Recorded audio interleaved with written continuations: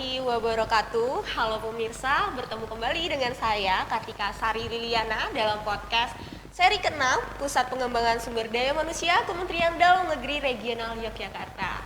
Kali ini kita akan membahas tema yang sangat menarik pastinya. Apa sih itu? Pasti pemirsa pada penasaran kan? Kali ini kita ditemani oleh narasumber yang sangat hebat di bidang pakarnya, membahas mengenai ketahanan pangan berbasis integrated farming. Nah, Bapak narasumber kita ini merupakan dosen di Fakultas Peternakan Universitas Gadjah Mada Indonesia. Bapak merupakan Dokter Insinyur Bambang Suhartanto, DEA APU, yang telah banyak menorehkan prestasi maupun penulisan baik dalam jurnal, buku, dan penelitian lainnya. Marilah kita sambut, ini dia Pak Bambang Suhartanto, DEA IPU. Selamat pagi. Nah, selamat pagi Bapak, bagaimana kabarnya? Alhamdulillah baik. Alhamdulillah sehat ya Pak. Alhamdulillah baik. Bagaimana Mbak Kartika? Alhamdulillah masih diberi kesehatan Pak hingga saat ini. Semoga kita selalu diberikan kesehatan ya Pak, dan pemirsa juga yang menyaksikan tayangan ini, agar kita tetap dapat memberi manfaat di sekitar kita dalam menjalankan aktivitas. Baik Bapak, saya sangat tertarik nih Pak sama tema kali ini, ketahanan pangan. Merupakan hal yang krusial, yang pastinya esensial, karena makhluk hidup sendiri, kita khususnya manusia, pasti membutuhkan yang namanya sangan, pandang, dan papan, dan salah satunya adalah pangan. Menurut Bapak bagaimana sih Pak sekarang ketahanan pangan di Indonesia itu sendiri, dan implikasinya terhadap sistem yang akan kita bahas, yaitu integrated farming? Terima kasih Mbak Kartika. Jadi seperti topik yang ditanyakan ini tentang ketahanan pangan. Jadi ketahanan pangan di dalam suatu negara itu sangat penting ya, karena kekuatan ketahanan negara pun juga harus disokong oleh kekuatan pangan yang harus sangat handal. Tanpa kekuatan ketahanan pangan ini, maka ketahanan negara itu akan rapuh. Karena apa? Semua manusia yang ada di bumi ini membutuhkan pangan. Ya, benar sekali. Ya. Dimanapun yang ada makan akan dicari. Ya. Itu adalah sifat makhluk hidup yang selalu mencari di mana ada makanan, dia akan datang. Oleh karena itu, di dalam kondisi saat ini, memang pangan ini menjadi hal yang sangat strategis di dunia ini. Baik untuk kedaulatan suatu negara, ataupun untuk ketahanan suatu bangsa. Ini sangat penting. Jadi apalagi dalam era pandemi seperti ini, bahwa dalam pandemi ini ketahanan atau imunitas seseorang itu sangat ditentukan oleh pangan ataupun gizi atau asupan gizi yang dimakan oleh orang tadi. Karena apa? Dengan asupan gizi yang lengkap, yang seimbang, maka daya tahan atau imunitas seseorang itu akan mampu melawan penyakit ataupun hal-hal yang tidak menguntungkan. Oleh karena itu, pangan ini sangat penting. Baik, jadi mengapa di Indonesia sangat penting? Karena apa? Bahwa pangan ini sekarang menjadi sumber yang hal yang sangat strategis. Di samping pangan seperti ada yang lain lagi.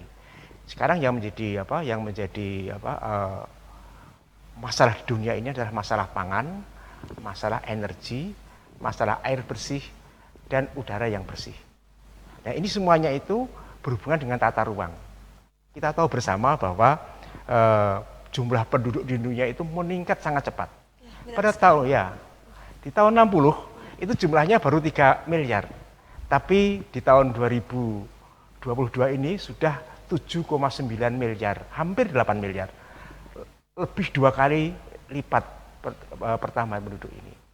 Tapi apa? Penyediaan pangan, semuanya itu penduduk itu makan semuanya, butuh pangan semuanya.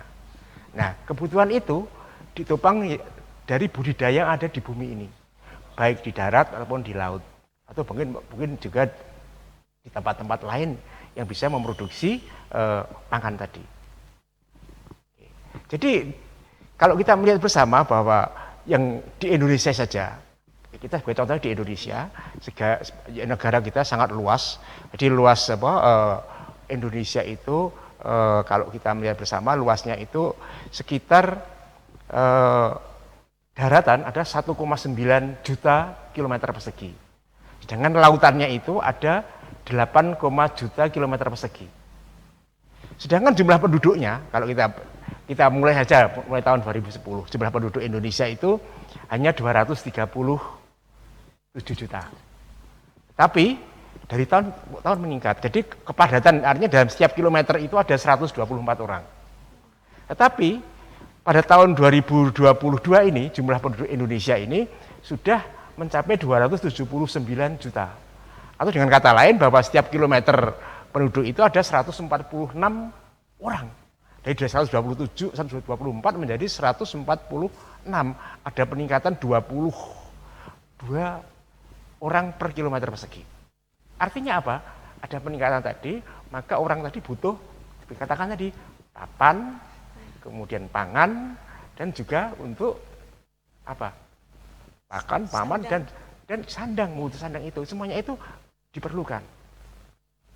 Akibatnya apa? Pangan yang dibutuhkan semakin banyak, tetapi lahannya itu semakin berkurang.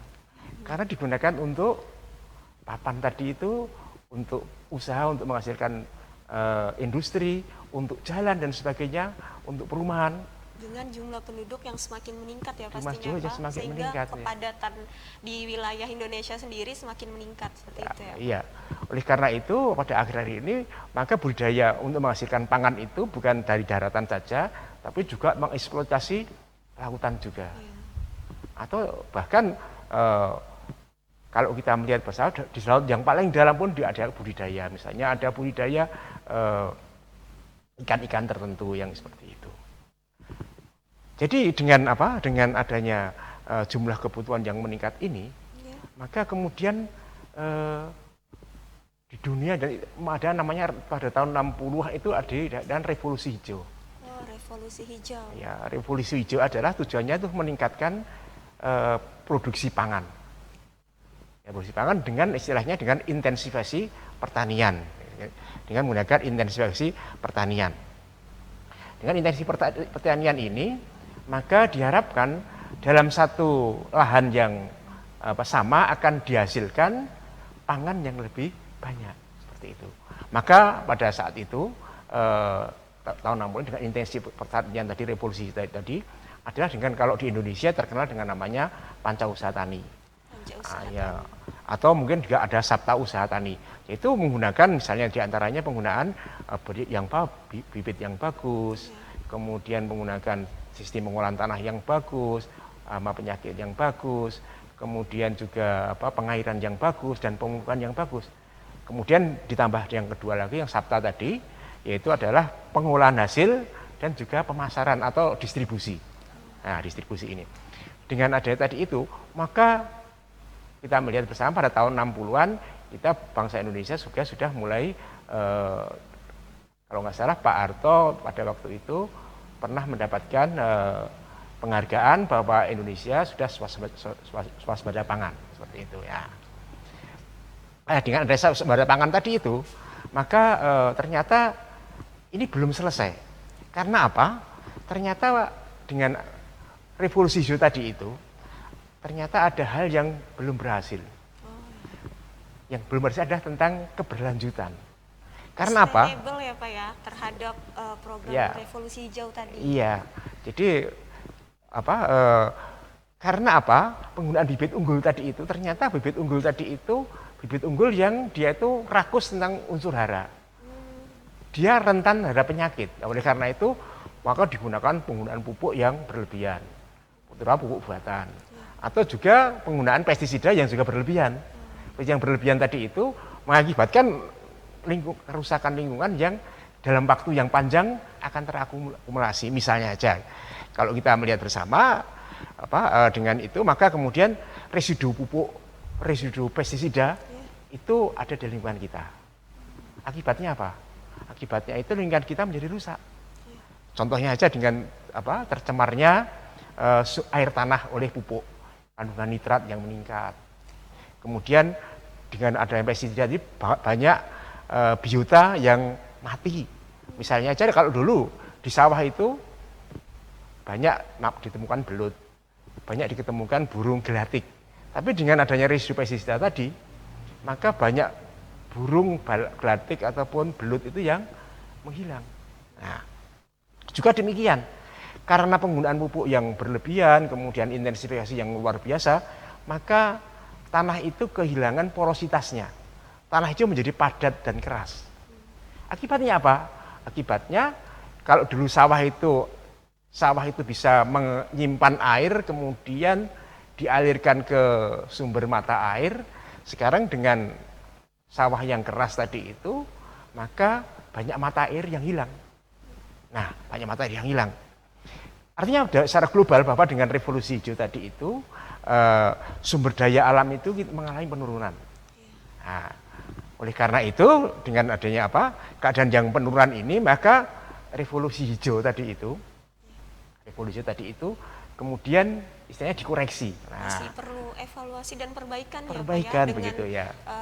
Inovasi yang lainnya. Betul, inovasi yang lainnya. Yang tadinya produksi tingginya tetap dipertahankan, tetapi sustainability-nya itu yang dicari. Nah, dengan mencari keberlanjutannya tadi itu, maka banyak pertanian yang kemudian misalnya bibit-bibit yang tidak perlu menggunakan pupuk yang banyak, menggunakan tanaman-tanaman yang tahan. Ya, tanaman-tanaman yang tahan, sehingga ketika tanaman-tanaman itu tahan, maka penggunaan pupuk berkurang, pestisida juga berkurang. Juga demikian juga ketika kita menanam, itu tidak lagi menggunakan sistem yang tunggal, tapi yang terintegrasi. Atau dalam menghasilkan pangan itu terintegrasi. Misalnya saja, pertanian dengan peternakan, yang kita kenal dengan namanya silvopastura. Silvopastura. Itu dengan tanaman hutan, hanya dengan, atau mungkin tanaman pangan dengan ternak misalnya saja, atau dengan ikan kalau kita mencari dengan mina padi. Artinya dalam satu luasan tanah yang sama bisa dihasilkan pangan yang bisa berasal dari ikan, dari ternak, dan pangan dari tanaman tadi itu. Ya. Contoh yang paling sederhana adalah dengan sistem pertanian terpadu atau integrated farming ini, yang kita kenal bersama namanya dengan misalnya agroforestry atau wanatani, ya, atau mungkin dengan nama pertanian yang ramah lingkungan tadi itu. Nah, tadi itu dengan cara seperti itu, dalam satu bidang lahan itu, satu bidang tanah ditanami dengan tanaman pohon, ditanami di bawah dengan tanaman pangan, ditanami dengan tanaman pakan. Itu jadi ketika petani itu memelihara ternak, ya, jadi sebagai petani dan juga peternak, maka sumber pakannya itu bisa menggunakan dari sisa pertanian tadi. Ya, pertanian tadi. Kemudian andai kata pada tidak panen, maka petani sudah punya cadangan berupa tanaman pakan yang ditanam di situ. Nah, dengan adanya ada tanaman yang tumbuh di lahan tadi, maka kerusakan lahan itu bisa dikurangi juga. Karena lahan itu selalu tertutup ada tanaman. Sehingga ketika ada hujan deras seperti kita di Indonesia yang sangat deras, maka erosi itu bisa dikurangi. Nah, inilah maka keuntungan dengan sistem terintegrasi ini, di samping bisa menghasilkan bermacam-macam pangan, tetapi juga bisa memelihara lingkungan kita. Sungguh luar biasa ya Pak, ternyata sistem yang inovasi dari adanya kekurangan revolusi hijau tadi, dibangun sistem integrasi farming ya Pak ya, itu memanfaatkan lahan untuk berbagai macam, mulai dari pertanian, peternakan yang menghasilkan beragam macam untuk ketahanan pangan ya Pak ya. Betul ya. Baik pemirsa, masih penasaran bukan tentang tema kita kali ini? Kita akan mengulik lebih lanjut nih tentang ketahanan pangan itu sendiri. Perjalanan dari revolusi hijau hingga akhirnya dievaluasi dengan adanya integrated farming ini untuk ketahanan pangan, pasti menemui kendala hambatan ya Pak, apalagi sekarang itu tetap berjalan di Indonesia. Menurut Bapak dan sepengetahuan Bapak, kendala apa saja saat mengalami atau menerapkan integrated farming ini dalam mempertahankan pangan? Terima kasih. Jadi ketika kita berusaha tidak terlepas dari hambatan. Yeah, hambatan itu. Ya, hambatan ini yang paling utama ketika kita bertani itu adalah masalah sumber daya manusia. Sumber daya manusia Sumber daya ya Pak manusia, ya. ya sumber daya manusia. Karena apa? Kita tahu bersama akhir-akhir ini banyak penduduk di Indonesia yang tidak senang untuk disebut sebagai petani, ya seperti itu. Lebih senang dia bekerja Di kantor. di kota, di kantor dan sebagainya. Atau fenomenalnya menjadi PNS, Pak. Betul sekali. Yang penting kalau menjadi PNS itu apa yang besok itu sudah terjamin. Iya. Sedangkan ketika menjadi petani harus berusaha dan harus masih gambling atau berjudi ya. Iya, banyak yang situasi. datang itu yang kita tanam ya kalau tidak ada hama atau penyakit, ya kalau tidak kena banjir, ya kalau tidak kena misalnya misalnya saja ya, karena ada tiba-tiba ada kebakaran hutan misalnya seperti itu. Yang kita tidak tahu semuanya. Jadi sebenarnya bertani itu tetap banyak faktor ya Pak ya. Salah satunya faktor bencana alam yang tidak bisa kita prediksi ya Pak, walaupun mungkin salah satu di antaranya itu, ya salah seperti itu. Belum lagi petani tidak menarik karena kadang-kadang petani itu karena sumber daya manusia yang rendah tadi itu, kadang-kadang nilai produk pertanian itu sangat fluktuatif. Ketika panen harganya murah, ketika tidak panen harganya mahal sekali. Contohnya yang sekarang baru ramai apa? Cabai. Ketika panen ya, pas panen harga cabai cuma Rp10.000. Iya.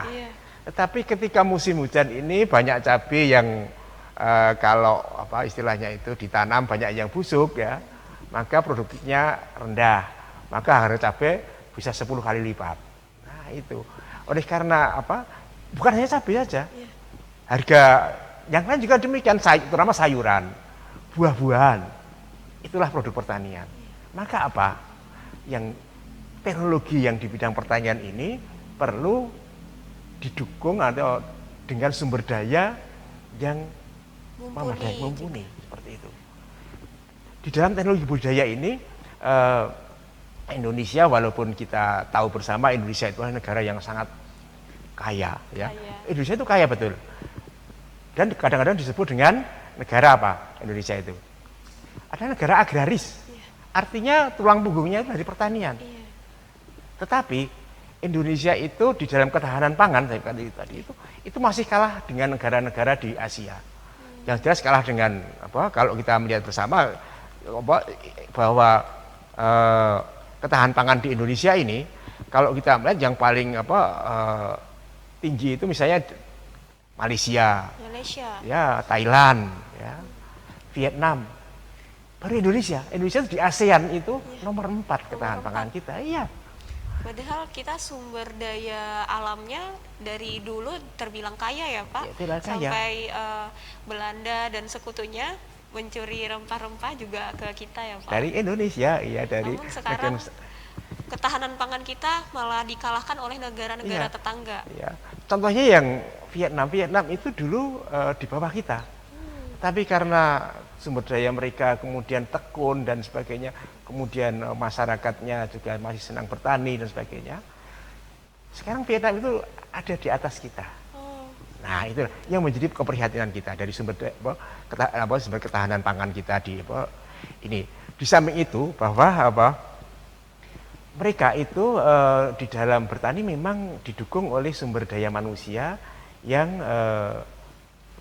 dan juga mereka itu karena itu negara ya di Vietnam itu komunis ya, jadi aturan dari pemerintah itu misalnya itu adalah sangat ketat seperti itu.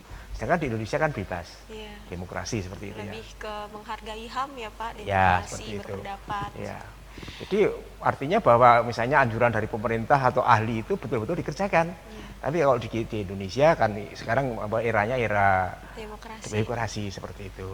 Sehingga dalam bertani pun juga demikian. Kita mengenal bahwa Indonesia yang kaya dengan sumber pangan tadi itu. Kalau kita melihat bersama di Indonesia ini ya, merupakan namanya biodiversitas tanaman pangan Yang ada di dunia itu ada sumbernya di Indonesia. Luar biasa kalau kita melihat. Di Indonesia itu ada 77 tanaman sumber karbohidrat. 77 ya Pak? Iya, Hampir ada mendekati 77 100. jenis tanaman Ya. sumber minyak. Wah, Minyak nabati ya. luar biasa. Ya, ada 26 jenis kacang-kacangan. Buah-buahan itu sampai 300 lebih. Sayur-sayur juga demikian. Rempah-rempah ada 110 lebih. Tetapi apa? Karena yang bermacam-macam ini, ya, inilah yang kemudian kita seperti di surga. Nah, sehingga penduduknya itu lebih santai, lebih menikmati hidup, ya. Nggak usah ngoyo. Nah, tadi berbeda dengan yang negara tetangga kita tadi itu. Mereka tuntutannya besar sekali. Nah, oleh karena itu mungkin kita perlu mengubahlah sistem ketahanan pangan kita di Indonesia ini. Bagaimana meningkatkan sumber daya manusia tadi itu, sehingga kendala-kendala yang kita hadapi tadi itu, terutama kendala teknologi, kemudian kendala pengolahan, teknologi budidaya, teknologi pasca panennya atau pengolahannya, kemudian teknologi pemasaran, apalagi dalam pandemi COVID ini. Ya, pemasaran selama itu kemarin kan tidak ada, pasar ditutup. Iya, benar. Ya, PPKM ya Pak. PPKM ya. Tapi bagaimana petani kita? Iya. Nah, kita tahu bersama kita melihat di televisi banyak produk-produk yang ada di masyarakat dipanen tetapi tidak bisa dijual. Iya. Ya, jadi bisa dijual. Oleh karena itu di era disruption ini ya, ini kita harus belajar. Tapi petani kita belum siap. Belum siap Belum akan siap sumber dayanya. perubahan, transformasi, disruption Betul, seperti saat ini ya Pak. Iya. Berarti salah satu kendala dari penerapan integrated farming itu salah satunya adalah sumber daya manusia, pemirsa.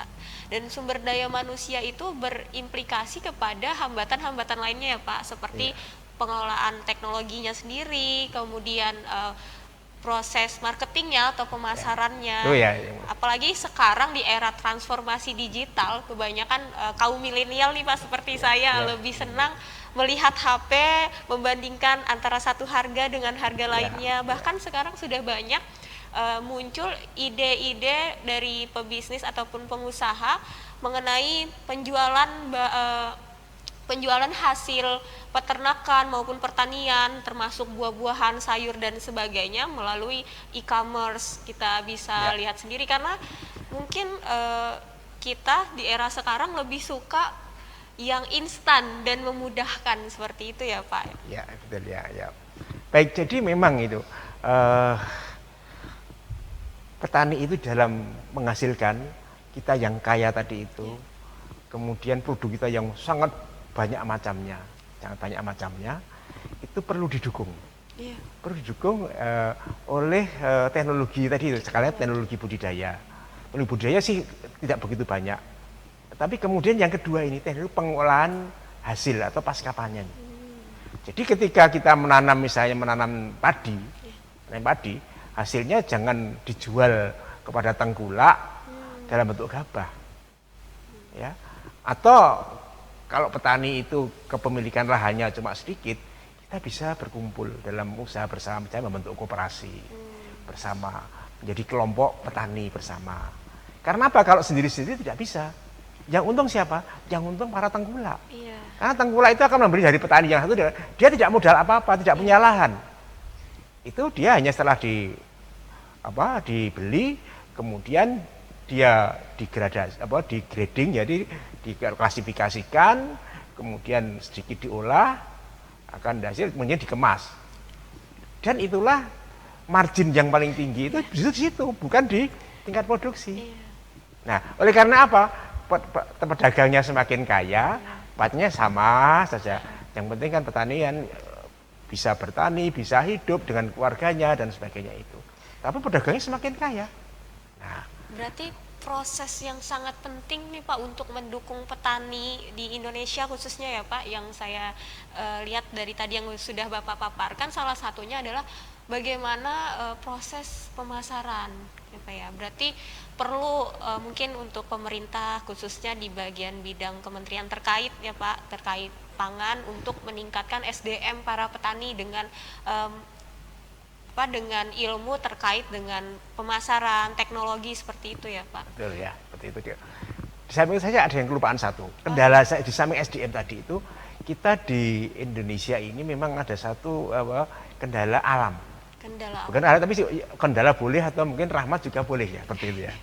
Jadi kita itu musimnya kan ada musim hujan dan musim kemarau. Nah, oleh karena nanti apa? Produk pertanian itu sifatnya kan bersifat musiman. Iya. Nah, bersifat musiman. Ketika musim panen banyak sekali, sehingga produk di pasaran melimpah, harganya turun. Harga turun. Nah, sekarang bagaimana bisa mengolah atau menyimpan? Ketika panen kelebihan tadi itu diolah. Seperti cabai misalnya tadi itu. Cabai kalau panen melimpah harganya murah, ya dibuat produk olahan sambal yang dalam bentuk kemasan, yang bisa disimpan dan sebagainya. Atau mungkin cabai yang dikeringkan seperti itu. Buah-buahan juga demikian. Demikian. Jadi kalau kita melihat bersama dengan produk hortikultura yang sifatnya musiman tadi itu, misalnya mangga itu kalau musim mangga kan banyak sekali harganya murah ya. Tetapi nanti kalau musim tertentu tidak ada mangga. Nah, ketika sekarang ada teknologi bagaimana mangga itu dikeringkan, dibuat manisan atau dibuat jam atau dalam bentuk sirup dan sebagainya, itu menjadikan kita bisa menikmati mangga sepanjang tahun. Juga demikian, ini oleh karena itu tadi saya katakan adanya kendala musiman produk pertanian yang sifatnya musiman tadi itu, dan yang kedua produk pertanian itu juga mudah rusak. Nah, oleh karena itu perlu didukung. Nah, tadi sumber daya kita manusia petani kita itu yang belum sampai di situ itu. Bagaimana supaya produk itu bisa diawetkan. Nah, oleh karena itu mestinya perlu ada sumber daya manusia yang ada di pedesaan yang bisa membantu meningkatkan pengetahuan ataupun teknologi yang ada pada petani ini. Dan salah satunya yang di Indonesia ini sekarang pemerintah sedang digalakkan adalah sumber daya manusia yang hampir setiap kecamatan di Indonesia itu mesti ada. Adalah sekolah menengah kejuruan. Oh iya, SMK. Sekolah menengah kejuruan atau sekolah vokasi itu ada hampir di semua kecamatan yang ada di Indonesia ini. Nah, dengan itu maka istilahnya salah satu jalan ya Pak untuk meningkatkan sumber daya manusia khususnya petani. Ya, seperti itu.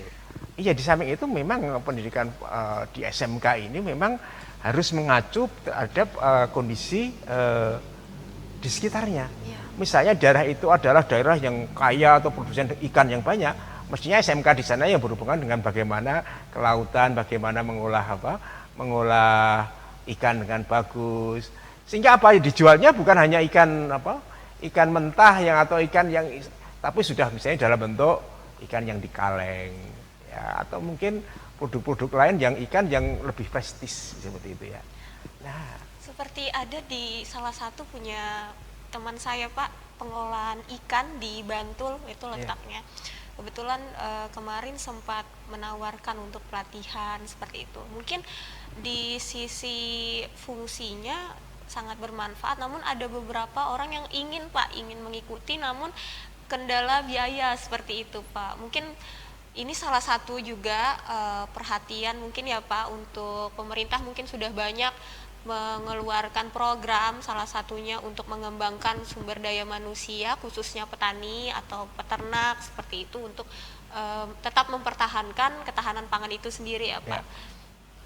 Mungkin. Baik, jadi memang sesungguhnya pelatihan yang sifatnya privat ya, itu kan membayar ya. Iya. Tapi pemerintah pun sudah mempunyai program yang banyak sekali ya di balai latihan yang ada di setiap kabupaten itu bisa diakses. Hanya kadang-kadang informasi tidak sampai pada petani yang membutuhkan.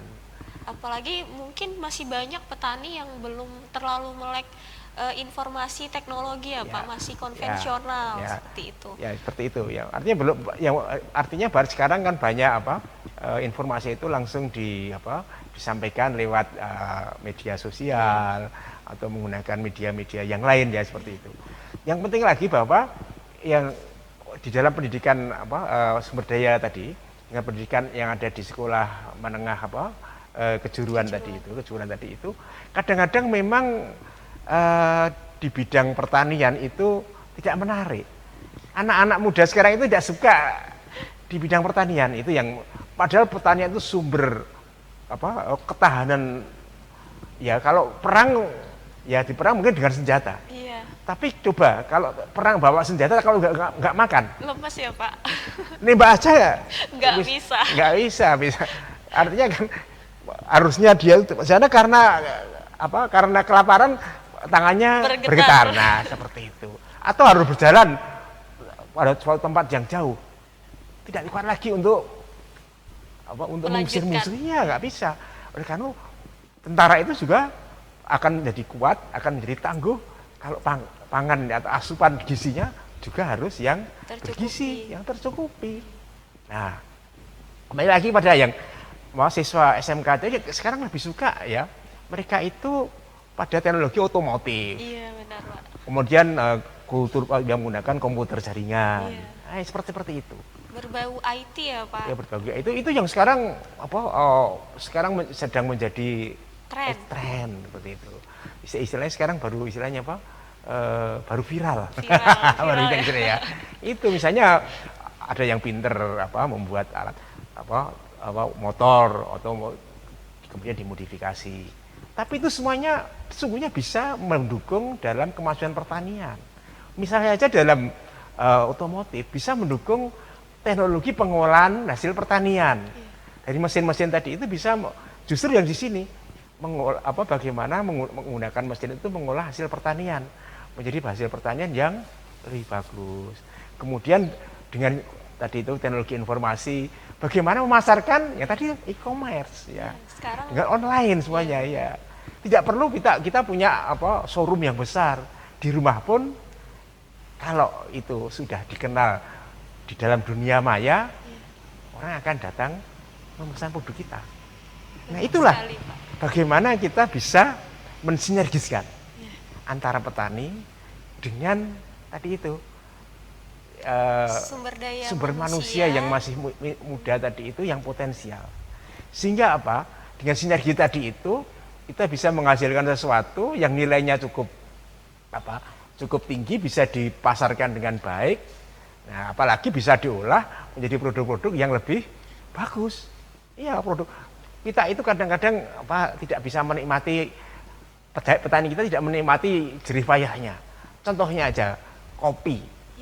Kopi itu kalau di tingkat petani mungkin harganya 1 kilogram hanya 50.000. Tapi kalau sudah diolah menjadi produk yang bagus, itu harganya bisa 10 sampai 20 kali lipat harganya. Itulah yang kita memang prihatin, dan itu dengan adanya pendidikan vokasi di SMK tadi itu, dengan masing-masing daerah yang sangat spesifik di Indonesia ini, ada penghasil kopi, penghasil ikan, penghasil apalagi coklat, kakao, kemudian tanaman pangan yang lain, kemudian juga sayuran yang sangat banyak macamnya di Indonesia ini. Kalau teknologi didukung, ya tadi itu, antara petani dengan anak-anak muda yang ya seperti itu. Dan sekarang anak-anak muda yang sekarang itu di dalam sekolah bukan hanya dia itu menimba ilmu saja, karena paradigma pendidikan di vokasi itu sekarang sudah lebih maju lagi. Karena di pendidikan di vokasi itu di SMK itu di samping mendidik anaknya menjadi terampil, tapi juga profesional. Jadi ada sertifikasi profesi yang dihasilkan oleh sekolah tadi itu, menghasilkan sertifikasi profesi. Pertama adalah dia terampil, kemudian profesional, kemudian satu lagi, mereka juga dididik dengan entrepreneur, menjadi wirausaha. Nah inilah saya mengajak di sini pada pemirsa semuanya pada ini yang menyaksikan, terutama yang generasi muda, jadilah wirausaha di produk-produk pertanian supaya bisa mengangkat nilai produk pertanian di Indonesia ini. Ini bagaimana pemerintah mendukung dengan baik fasilitas yang mungkin pendidikan di sekolah yang diberikan, kemudian balai pelatihan di masyarakat, kemudian mungkin fasilitas transportasi dan sebagainya. Nah kita manfaatkan bersama. Petani-petani yang sudah tua ya, petani-petani yang lama itu perlu didampingi. oleh tenaga-tenaga yang muda. Nah, seperti itulah. Jadi dengan adanya sinergi antara petani dengan istilahnya sekolah pendidikan vokasi ini menjadikan ketahanan pangan di Indonesia ini pertama bisa tersedia sepanjang bisa kita pertahankan. Kita tidak perlu impor lagi. Kita tidak perlu impor lagi. Karena apa? Tadi itu karena istilahnya hasilnya yang bersifat musiman, pada musim kekurangan kita impor.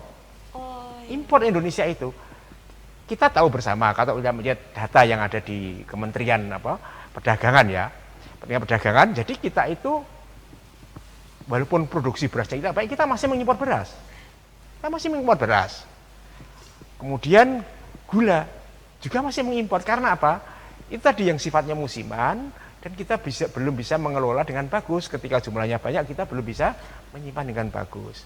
Atau mungkin yang ini saya agak menghimbau. Kita itu penduduk kita yang meningkat, itu ternyata import pangan kita juga meningkat. Apa yang meningkat? Impor kita yang kita tidak menghasilkan tapi kita gunakan banyak sekali. Adalah gandum. Gandum itu di Indonesia tidak bisa dihasilkan dengan bagus. Sehingga harus mengimpor baik dari Australia, dari Amerika, dari Uni Soviet. Harus mengimpor mendatangkan. Dengan adanya perang Uni Soviet kemarin, gandum meningkat harganya. Nah, artinya apa? Dengan kita masih mengimpor gandum tadi, dan jumlahnya tidak main-main itu. Berapa? Di tahun 2020 ini, impor gandum di Indonesia itu mencapai melebihi angka 10 juta ton. 10 juta ton. Luar biasa. Luar biasa. Oleh karena itu, diversifikasi pangan tadi ya. Tadi dengan adanya adik-adik yang di SMK tadi yang pengetahuan pengolahan hasilnya meningkat, mari diversifikasi produk pangan olahan yang tadinya berbahan baku dari gandum, kemudian diubah menjadi bahan baku yang ada di kita. Misalnya kita kaya, kita punya beras, kita punya singkong. Nah, singkong itu misalnya dengan teknologi singkong, sekarang sudah ada penelitian-penelitian, singkong itu bisa menggantikan gandum. Dengan difermentasikan menjadi mukaf, ya, menjadi mukaf itu akan bisa menggantikan sebagian gandum membuat roti dan itu justru lebih sehat. Kalau gandum itu mengandung gluten pada orang-orang tertentu yang memiliki gitu ya, itu maka menjadi tidak bagus bagi kesehatan. Tapi dengan dari gandum yang dibuat dari singkong menjadi dari mukaf tadi itu tidak mengandung itu, sehingga lebih sehat. Nah itu kita kaya, betul lagi. Kita juga ya kita hampir semuanya kita terutama susu sama daging, terutama daging sapi itu kita masih impor. Nah, bagaimana? Tadi itu saya katakan, di dalam bertani juga beternak tadi, maka dengan integrated farming tadi itu, misalnya petani di samping menanam tanaman pangan, dia juga bisa beternak. Nah dari beternak tadi itu, maka bisa memanfaatkan hasil sampingnya tadi itu, hasil limbahnya. Juga tanaman-tanaman hasil istilahnya membersihkan gulma yang ada di tanaman pangannya bisa diberikan pada ternak. Kemudian ternak juga memberikan hasil di samping hasilnya berupa produk ternak. Kalau sapi misalnya daging atau kalau sapi perah susu, itu juga kotorannya dan air kencingnya. Nah itu kalau itu dikelola dengan bagus luar biasa. Jadi kalau sapi kemudian dikandangkan, diberi pakan, kotorannya itu ditampung. Kemudian supaya ditampung itu di samping untuk menghasilkan pupuk yang bagus, juga bisa menghasilkan yang lain. Misalnya pernah mendengar namanya biogas? Biogas pernah. Biogas. Biogas itu bahwa kotoran ternak yang kemudian difermentasikan, tujuannya adalah supaya lingkungannya menjadi bersih, ya, tidak banyak lalat, difermentasikan, menghasilkan pupuk yang bagus, yang siap kembalikan pada lahan untuk sebagai pupuk tanaman, juga dihasilkan energi. Ya biogas ini bisa digunakan sebagai sumber energi. Nah, satu lagi nambah tadi itu hanya pangan, ketahanan pangan di samping pertanian bisa menghasilkan produk energi ya Pak. Oh iya, dari produk daging tadi itu juga energi. 3, pertanian, peternakan, energi ya Pak. Bonus. Iya. Dan tambahan satu lagi, itu juga terhadap lingkungan.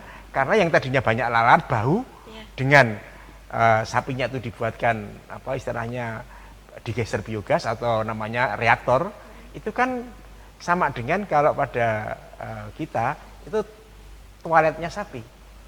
Jadi sapinya apa menjadi sapi yang apa yang bermartabat ya. Dia buang kotorannya tidak asal saja yang menjadi bau dan sebagainya, tapi masuk ke dalam digester tadi itu sehingga sapinya kotorannya dimasukkan dalam digester tadi, tidak menyebabkan lalat, bisa dihasilkan gas. Kemudian namanya serat yang keluar dari biogas tadi itu bisa langsung digunakan sebagai pupuk tanaman. Hebatnya di situ itu. Dari yang kotoran menjadi menghasilkan sesuatu yang bermanfaat ya Pak ya. Satu lagi, itu masih tambah lagi satu lagi. Dengan dihasilkan biogas tadi itu, ini yang sekarang menjadi isu global.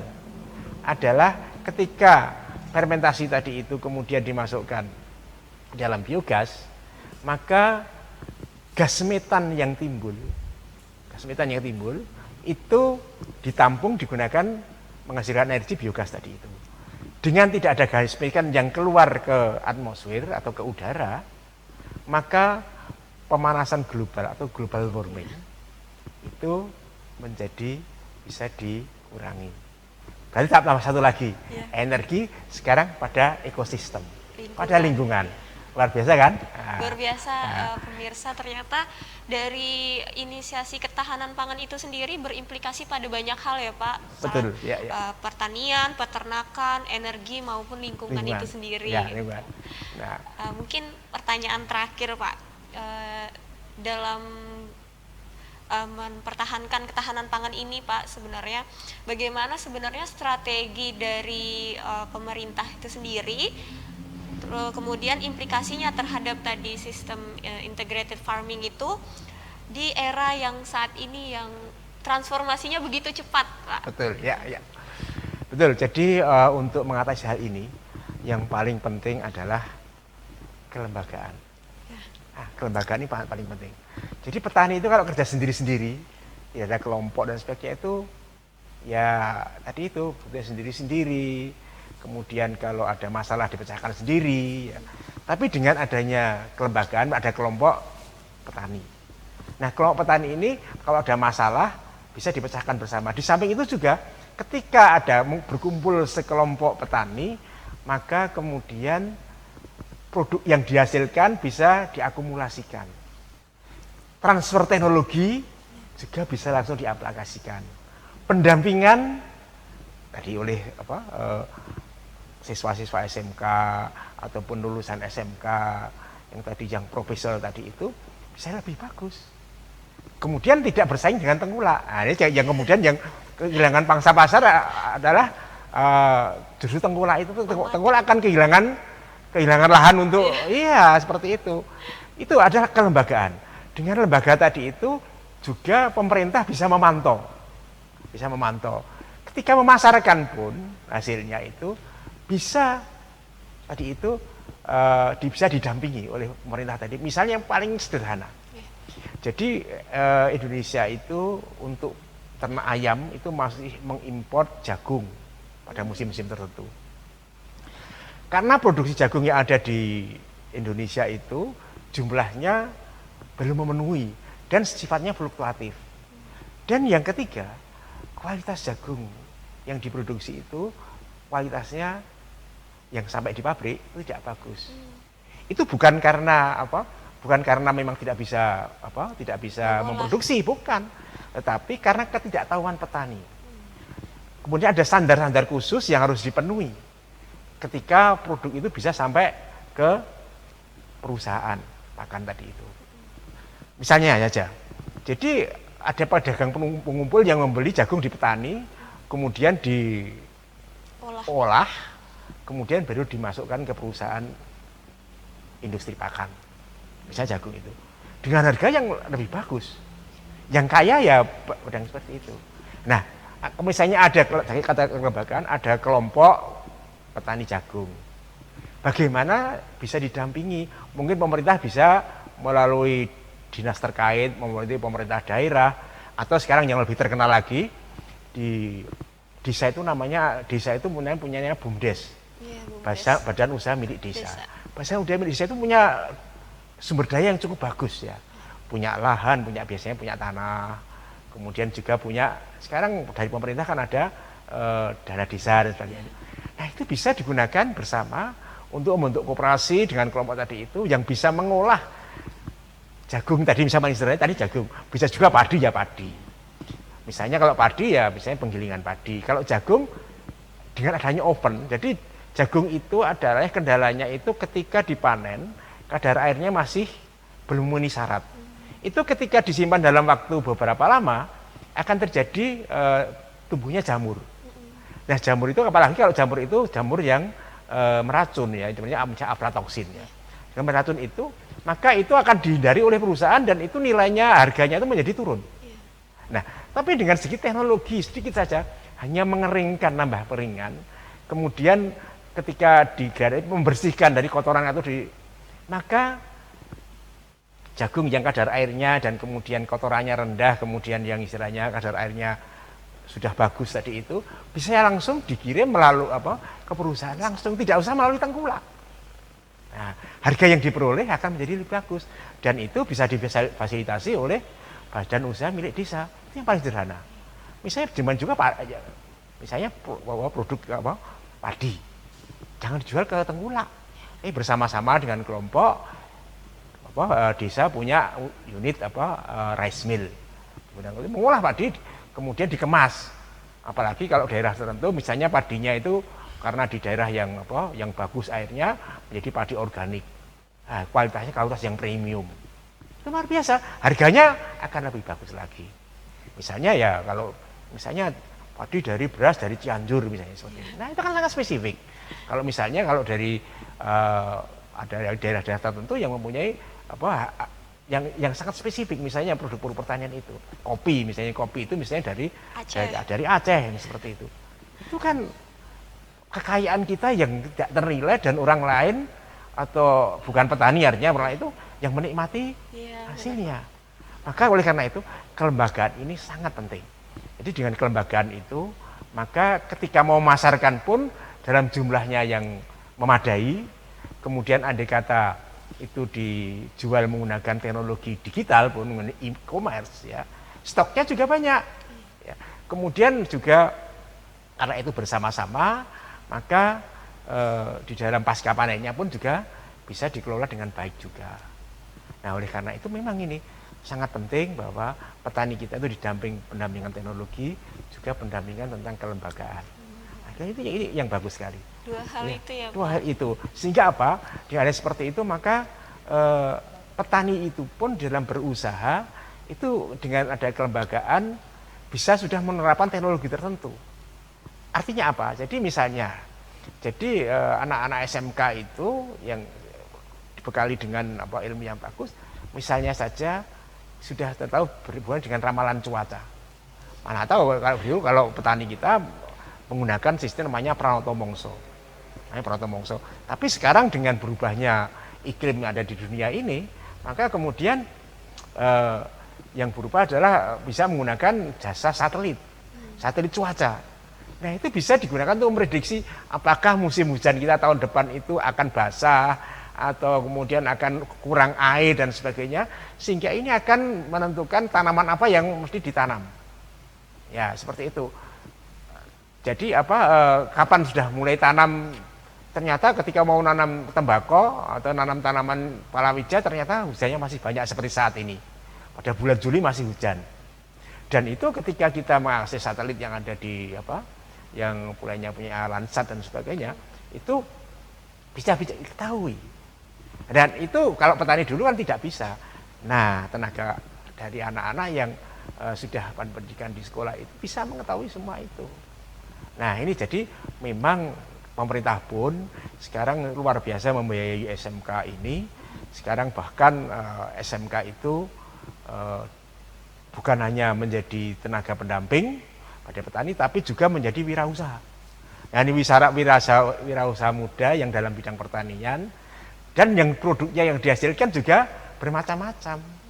Ya, yang tadi mungkin hanya beras saja, tapi dengan Dengan adanya kasih bagi tadi berasnya itu misalnya menjadi apa ya? Jadi menjadi beras apa? Lebih premium ya Pak. Nah, premium dan juga mungkin produk-produknya makanan-makanan tertentu yang kemudian ya dengan contohnya makanan saja. Ya. Dengan klasifikasi tingkat pedasnya itu misalnya seperti apa ya. Kemudian misalnya menjual apa? Itu yang misalnya menjual produk yang lainnya, pangan yang lain lagi dengan selera kekinian anak-anak sekarang itu ya. Tapi kalau orang tua ya masih itu saja ya, mungkin justru ya Pak konsumennya berbeda ya. Tapi justru anak-anak muda kita itu yang jumlahnya sangat banyak. Dan satu lagi bahwa kita itu sampai dengan tahun 2035 itu ada isu namanya istilahnya itu adalah tahun emas untuk apa? Penduduk ledakan penduduk produktif yang produktif ya, itu harus dimanfaatkan dan difasilitasi untuk meningkatkan produktivitas tanaman, untuk meningkatkan pertanian, untuk industri yang lainnya, sehingga apa ketahanan pangan, energi dan sebagainya itu bisa kita wujudkan bersama seperti itu. Baik Bapak, terima kasih. Luar biasa sekali pemirsa pembahasan kita pada seri kali ini. Ternyata ketahanan pangan itu berimplikasi pada banyak hal ya Pak ya. Dan seperti yang tadi telah disampaikan oleh Pak Bambang, banyak beberapa hal yang disarankan atau dianjurkan oleh Bapak khususnya generasi milenial seperti saya gitu, untuk lebih banyak mendampingi mungkin ataupun berwirausaha untuk meningkatkan maupun mempertahankan ketahanan pangan itu sendiri ya Pak. Ya. Baik, terima kasih banyak Pak Bambang. Sama-sama, semoga ada manfaatnya dan mohon maaf atas kekurangan saya. Ya. Terima kasih banyak sudah hadir dan menyempatkan waktu luangnya di tengah kesibukannya sebagai dosen di Universitas Gadjah Mada. Dan tibalah pada akhir dari acara kita hari ini. Saya Kartika Sari Liliana, mohon undur diri. Jalan-jalan pakai pesawat sambil minum kelapa. Semoga bermanfaat dan sampai jumpa di sesi selanjutnya.